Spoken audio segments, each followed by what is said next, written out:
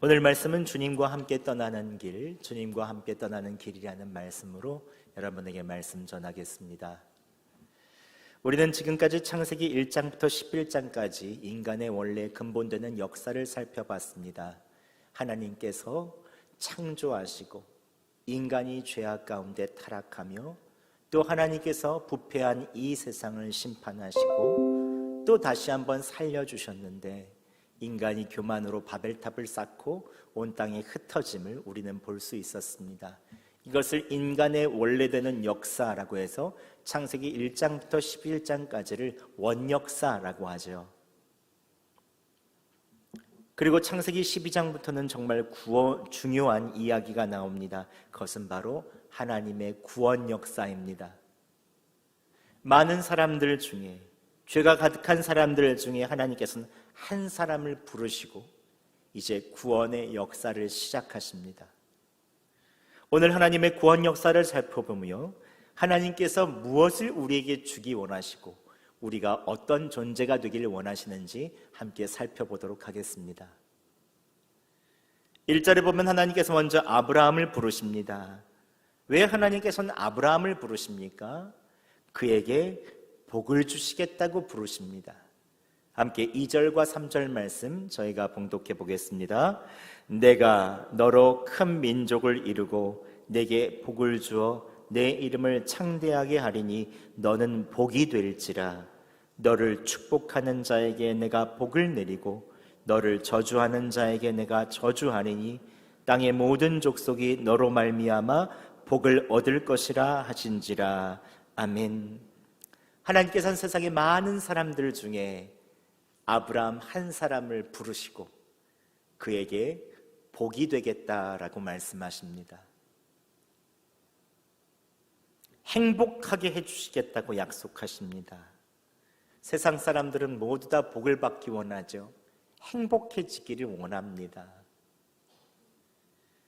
그런데 하나님께서는 일반적으로 사람들이 복받기 원하는 것보다 더 많은 복, 더 엄청나게 큰 복을 주기 원하십니다.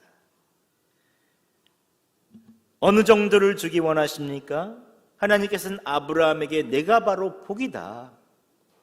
너로 내가 큰 민족을 이루겠다. 그리고 너로 인해 땅의 모든 민족이 복을 받게 하겠다라고 말씀해 주십니다. 즉 아브라함에게 그를 통해 가정과 민족과 세계가 복을 받게 해주시겠다고 말씀하시는 것입니다. 아브라함을 세계 최고의 복덩이로 만들어 주시겠다는 거죠. 이게 얼마나 큰 약속입니까? 그런데 이 말씀을 들은 아브라함은 어떻게 생각했을까요? 맨 처음엔 정말요? 진짜요?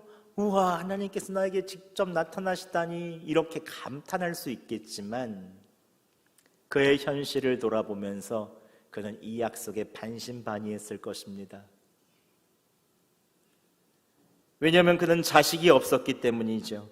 지금으로부터 4,000년 전 사람들이 가장 큰 복으로 여기는 것은 바로 자식복이었습니다. 자식을 낳아야 그때 노동력이 있고 자식을 낳아야 내가 울구는 논과 밭에 있는 모든 것을 물려줄 수 있기 때문에 그렇죠.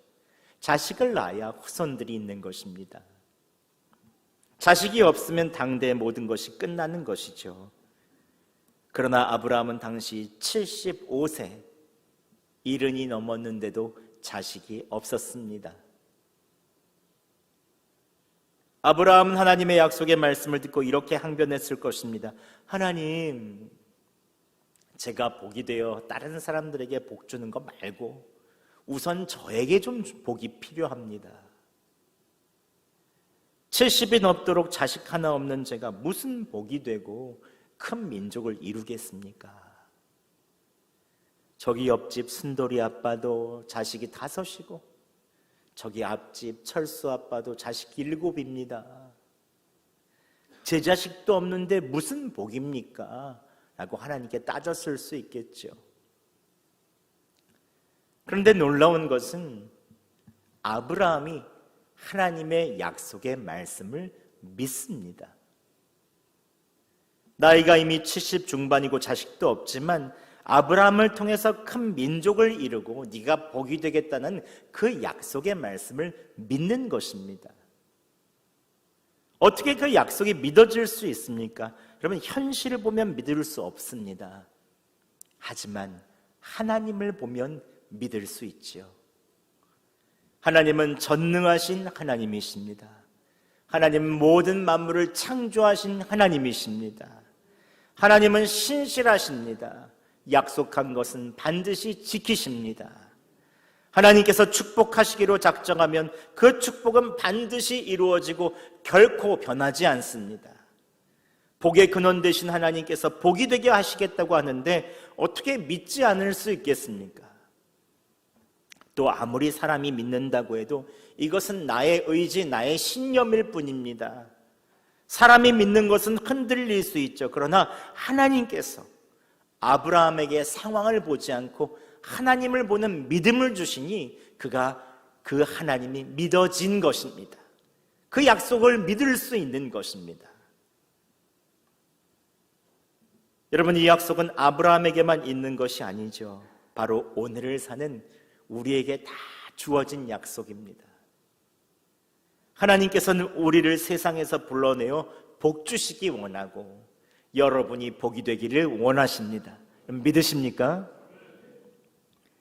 그런데 상황을 보고 현실을 보면 믿을 수 없을 때가 있죠.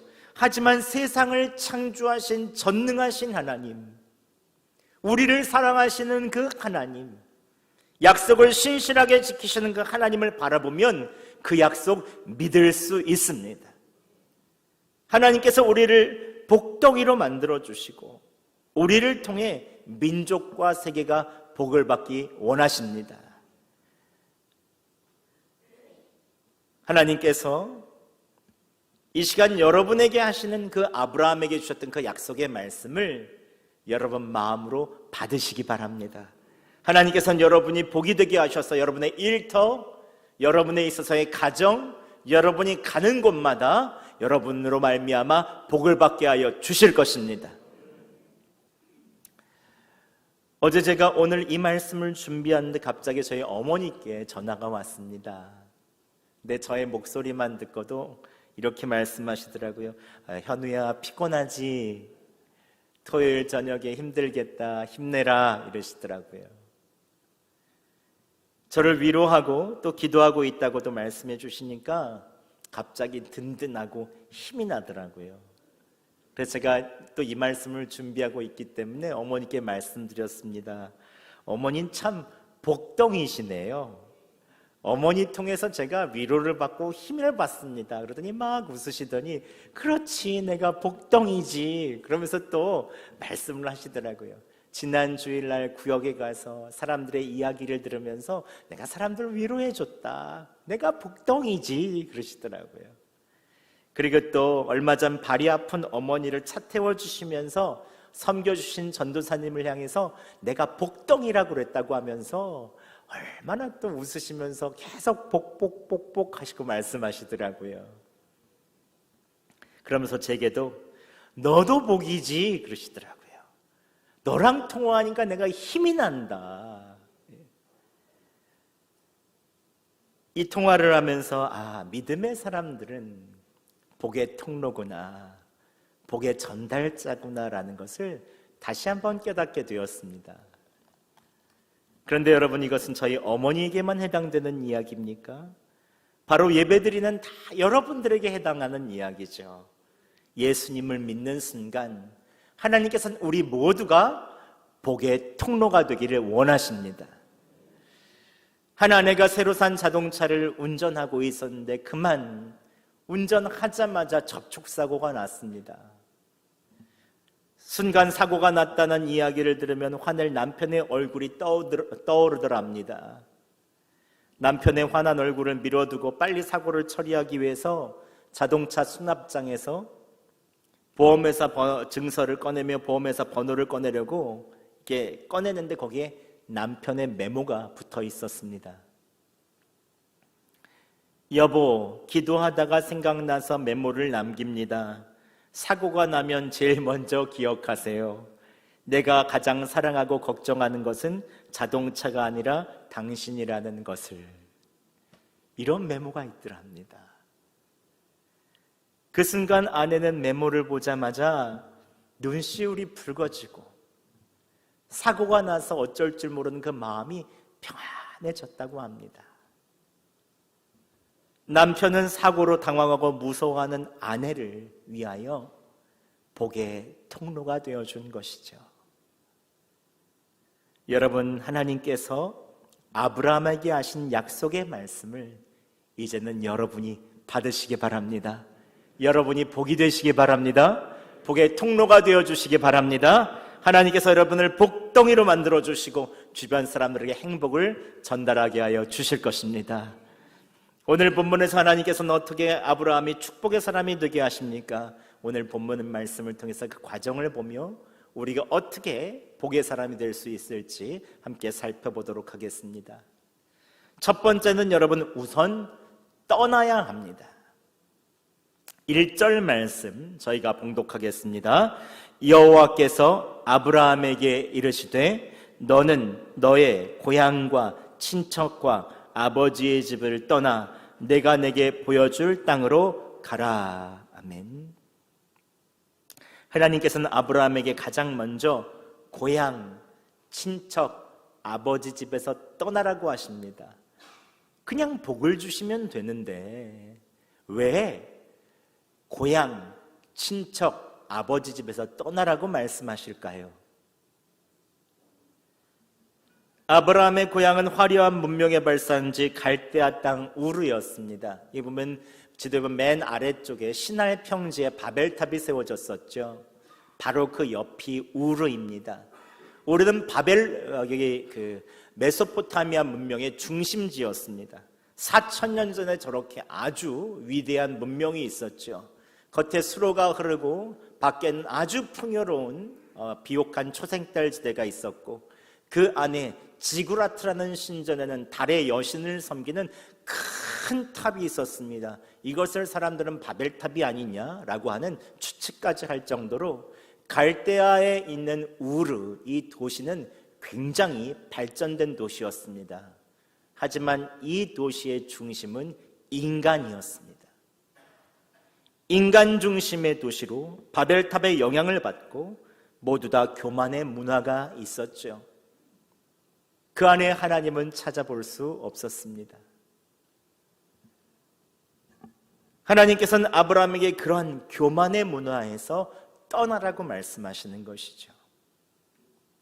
여러분, 하나님께서 교만한 사람에게 복을 주시면 어떻게 되겠습니까? 하나님께서 주신 복을 나만을 위해서 쓰고 그 복을 얻기 위해서 수단과 방법을 가리지 않을 것입니다. 만약 돈을 주시면 나를 위해서 돈을 벌기 위해 수단과 방법을 가리지 않을 것이며 주변 사람들에게 피눈물이 나도 그것을 착취하거나 내 것으로 만들 것입니다. 거기에 건강을 주면 뭐하고 능력을 주면 뭐하겠습니까? 세상에 값진 것을 주면 뭘 하겠습니까? 교만하여 나만을 위해서 쓸 때 주변 사람들은 온통 희생과 상처뿐일 것입니다. 나만을 위한 돈, 권력이 얼마나 무서운지 우리는 우리나라의 독재의 역사를 보면 잘 알 수 있습니다.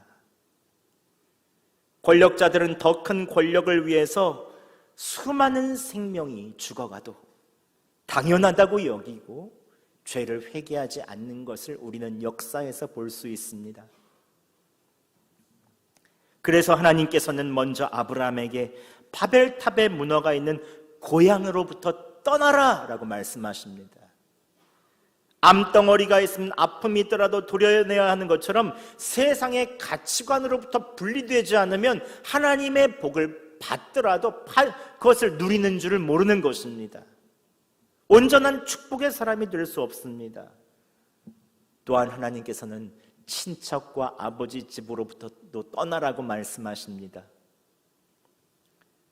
오늘날 신앙생활을 할 때 가장 큰 도움이 되기도 하지만 가장 큰 걸림돌이 되는 것은 바로 부모입니다. 어른이 되어서도 부모와 분리되지 못해서 상처와 습관을 대물림 받는 사람들이 있죠. 혈기와 분노를 내는 부모, 알코올 중독과 폭력을 일삼는 부모, 바람 피우느라 부재중이었던 부모, 같은 형제라도 남녀 차별을 심하게 했던 부모, 커서도 이러한 부모의 영향력으로부터 분리되지 못해서 상처 속에 사는 사람이 있죠. 그러면 똑같은 부모와 같이 닮아져서 주변 사람들을 힘들게 하고 가족들도 모두 다 상처투성이로 만들어 놓는 것입니다. 정서적으로, 영적으로 부모와 분리되어야 그때부터 하나님께서 주시는 복을 누릴 수가 있죠. 우리의 육적인 부모로부터 분리되고 하나님 아버지를 모실 때에 그때부터 우리에게는 참다운 은혜와 복을 누릴 수 있게 되는 것입니다. 또한 인격이 훌륭하고 돈 많고 능력 많은 부모도 예외는 아닙니다. 모든 것을 채워주는 부모, 육적으로 잘해주는 부모의 품 안에 갇혀 있다 보면 예수님 만나기가 그렇게 어려울 수가 없습니다. 술에 물 탄 듯, 물에 술 탄 듯. 편히 안주하게 하는 부모로부터도 떠나야 하나님께로 오는 복을 누릴 수가 있죠. 그래서 하나님께서는 오늘 고향, 친척, 아버지 집에서 떠나라고 하십니다. 아브라함은 그 여호와의 말씀 따라 고향, 친척, 아버지의 집을 떠납니다. 그리고 마침내 하나님께서 약속하신 약속의 땅에 그제서야 들어갈 수 있었습니다. 함께 5절 말씀 저희가 봉독해 보겠습니다. 시작. 아브라함이 그의 아내 사레와 조카 롯과 하란에서 모은 모든 소유와 얻은 사람들을 이끌고 가나안 땅으로 가려고 떠나서 마침내 가나안 땅으로 들어갔더라. 아멘. 여기서 마침내라는 말은 그동안 여정이 얼마나 험난했는지 추측해 보게 합니다. 우르에서 하란, 하란에서 가나안 땅까지, 그는 고향에서 가나안 땅까지 1600km입니다. 결코 짧은 거리가 아닙니다. 여수에서 서울, 서울에서 중국 베이징까지가 1200km밖에 되지 않습니다. 수개월을 가족들과 함께 이동하는 그 길에서 짐승의 공격을 받았을 수도 있습니다. 도적대도 만났을 것입니다. 낮에는 장렬하는 태양, 밤에는 심각한 추위야도 만났을 것입니다. 그러나 아브라함은 마침내 가나안 땅에 도착하죠. 한 목사님이 8년 만에 아이를 가지게 되었습니다. 그런데 아이를 처음 보는 순간 사랑스럽기는커녕 다시는 보고 싶지 않은 마음이 들었다고 해요. 그의 아버지와 태어난 아들이 너무 닮았기 때문입니다. 어릴 때 아버지는 한 달에 한 번만 집에 오셨습니다. 어머니가 모든 살림을 맡아야 됐고 환경은 힘들었고 항상 아버지가 원망스러웠습니다. 예수님을 믿고 아버지를 용서했다고는 머리로는 했지만 마음 깊은 곳에서는 아직도 원망이 자리 잡고 있다는 것을 이 아버지를 닮은 아들을 보면서 깨달았다고 해요. 그 사실을 깨닫고 기도하며 이 목사님이 통곡하며 오는데 성령님께서 마음속에 이런 마음을 꼭 주시더래요. 아버지를 이제 놓아줘라, 용서해라, 이런 마음을 주시더랍니다.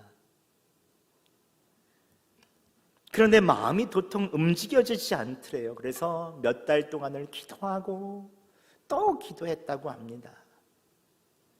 몇 달 동안 용서하지 못하는 자신의 모습을 주님께 내놓고 마침내 이렇게 고백했다고 합니다.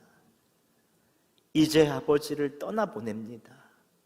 내 마음 중심으로 아버지를 용서하겠습니다.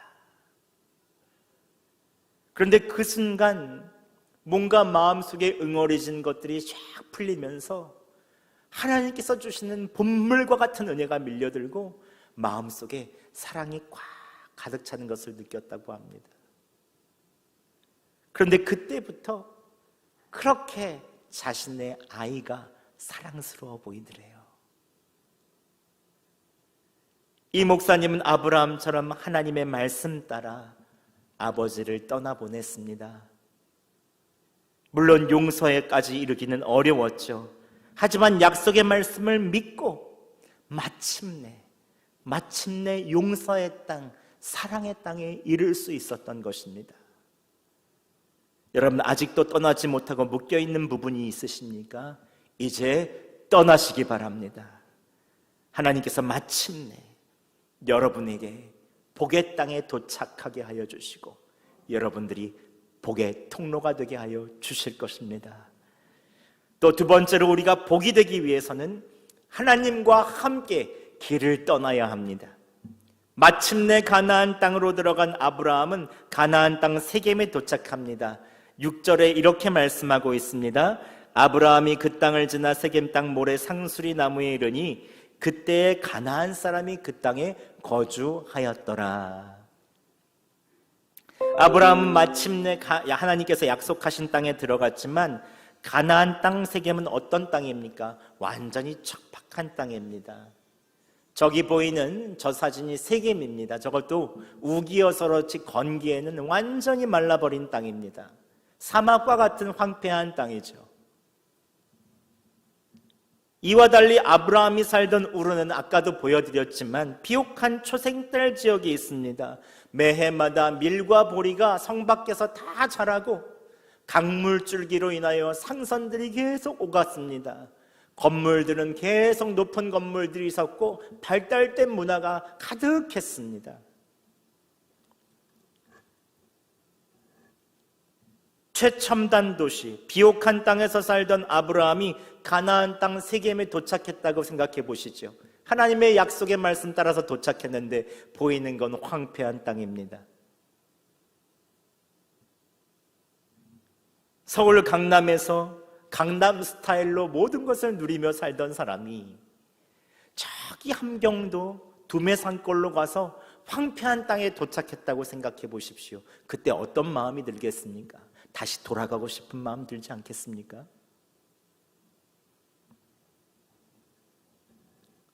또한 오늘 말씀에는 가나안 사람이 그 땅에 거주했다라고 말합니다. 이제 가나안 사람이 주인인 땅에서 이방인처럼 살아야 됩니다. 대대로 주인처럼 살아왔던 이 우르 지역, 하란 지역에서는 더 이상 살 수 없고 이제 척박한 땅에서 이방인으로 살아야 된다니 얼마나 가슴 답답한 일입니까? 잠깐 봉사활동을 나온 것도 아니고 평생 주님의 약속 가운데서 살아야 되는 땅입니다.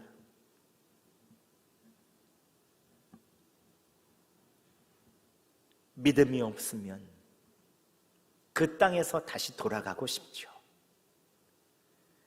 근데 여러분, 하나님의 눈으로 볼 때는 어떨까요? 최첨단이고 비옥한 도시 우르는 죄악이 가득한 멸망시켜야 되는 도시입니다. 그 끝은 멸망입니다. 오직 여호와 하나님을 의지하며 함께 하나님과 하는 이 가나안 땅은 아브라함에게 복 주실 땅입니다. 결국 그 땅의 끝은 풍요로움입니다.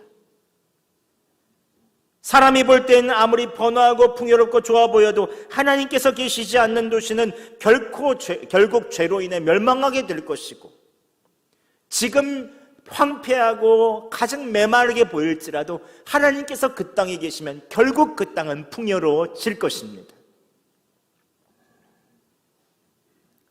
하나님께서 함께 하시는 곳은 안전하고 든든합니다. 하나님께서 함께 하시는 곳은 사망의 음침한 골짜기라도 소망이 있습니다. 하나님께서 함께 하시는 곳은 그 땅이 지금 황폐해 보여도 반드시 풍성한 하나님의 열매가 있습니다. 왜냐하면 그분은 우리를 사랑하시는 전능하신 하나님, 약속을 반드시 지키시는 신실한 하나님이시기 때문입니다. 여러분, 아브라함이 세겜 땅에 도착하자마자 하나님께서 맨 처음에 보여주시는 것은 무엇입니까? 내가 너와 함께 있다라는 것을 보여주십니다. 함께 7절 상반절 말씀 봉독하겠습니다. 시작. 여호와께서 아브라함에게 나타나 이르시되 내가 이 땅을 내 자손에게 주리라 하신지라. 아멘. 황폐해 보이는 땅 한가운데서 주님은 아브라함을 만나 주십니다. 내가 너와 함께한다. 이 땅을 내 자손에게 주리라 약속하십니다. 여기서 얻을 수 있는 영적 원리는 무엇입니까? 믿음이란 하나님 아버지와 함께 떠나는 여행입니다. 이 땅은 나그네 인생이죠. 언젠간 우리는 이 땅을 떠나게 됩니다. 그러나 하나님 아버지와 함께 떠날 때 우리는 진정한 풍요로움을 겪게 되죠. 믿음의 사람은 하나님과 함께 길을 떠나기에 든든합니다. 황폐한 땅일지라도 하나님께서 함께 계시기에 소망을 봅니다. 하지만 믿음이 없는 사람은 상황에 따라서 좌우되죠. 황폐한 땅에서 내 힘으로 살려고 어떻게 하든지 발버둥 치지만 쉽게 불안하고 낙심합니다. 상황이 좀만 안 좋아지면 염려로 밤잠을 자지 못하죠. 아브라함은 하나님과 함께 고향 친척 아버지 집을 떠났습니다. 하나님은 한 번도 그를 떠나신 적이 없습니다. 가나안 땅에서도 그와 함께하여 주십니다. 믿음이란 하나님과 함께 떠나는 여행입니다. 여러분, 믿음을 가지시기 바랍니다. 함께 하시는 주님을 바라보는 것은 믿음을 가지고만 볼 수 있습니다. 하나님께서 여러분 아버지와 보호자가 되어주시고 여러분을 복이 되게 하여 주실 것입니다. 마지막으로 여러분 복이 되기 위해서 감사하며 예배하세요. 아브라함이 믿음을 가지고 맨 처음 도착해서 하는 것은 무엇입니까? 7절 하반절과 8절에 이렇게 나옵니다. 자기에게 나타나신 여호와께 그가 그곳에서 제단을 쌓고 거기서 베델 동쪽 산으로 옮겨 장막을 치니 서쪽은 베델이라 동쪽은 아이라. 그가 그곳에서 여호와께 제단을 쌓고 여호와의 이름을 부르더니.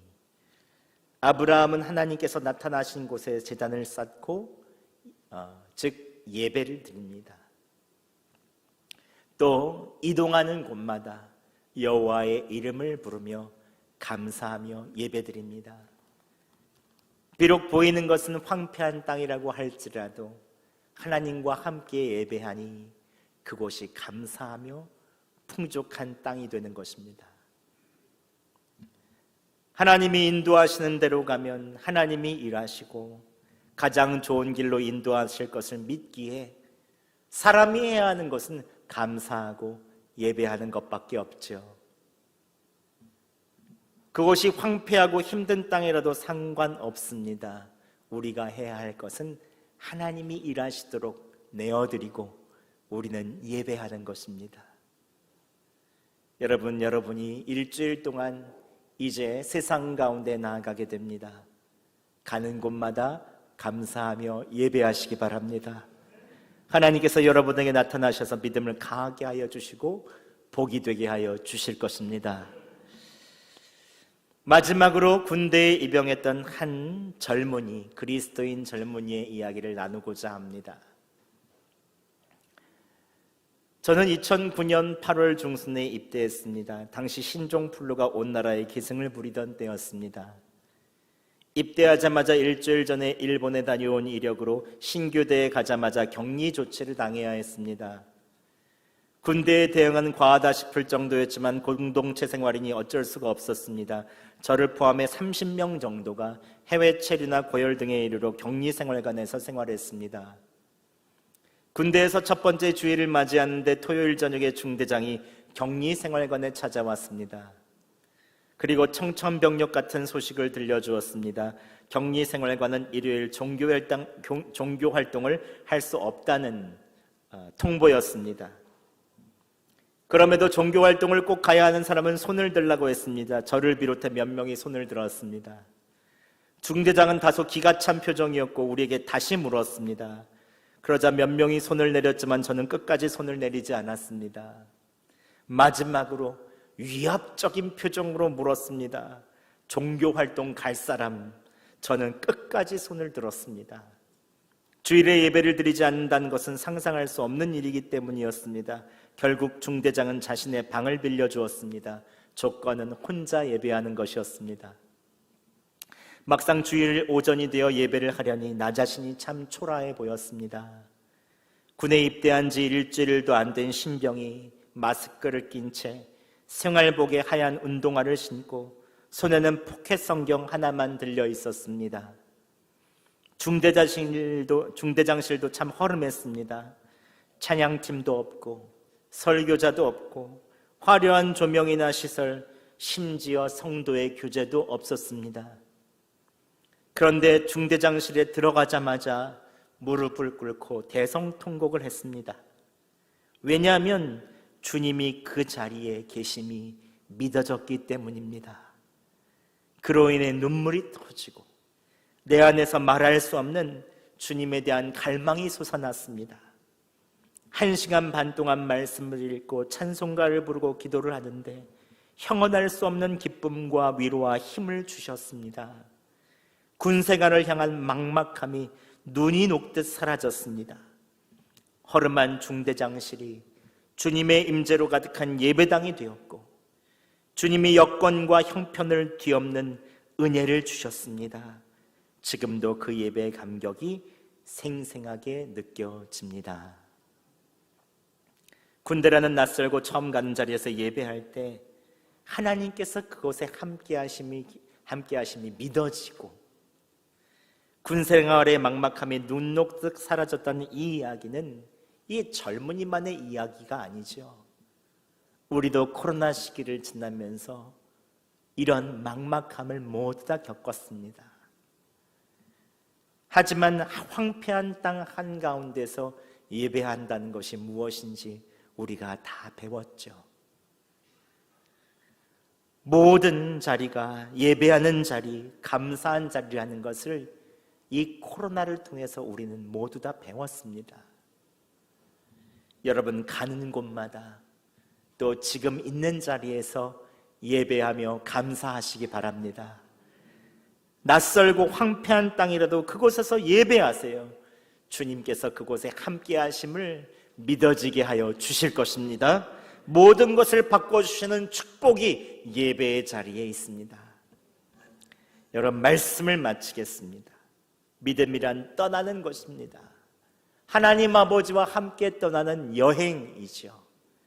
고향 친척 부모의 품에서 떠나 이제 하나님 아버지와 함께 길을 가고 하나님 아버지가 우리의 땅이 되어주시고 하나님 아버지가 우리의 가정이 되어주시는 그 은혜, 그곳에서 감사하며 예배할 때 주님은 우리와 함께 하시고 우리에게 복을 내려주시고 우리가 복이 되어 사람들에게 그 예수 그리스도의 은혜를 전할 수가 있는 것입니다. 이번 한 주 주님과 함께 믿음의 여행을 떠나보시지 않겠습니까?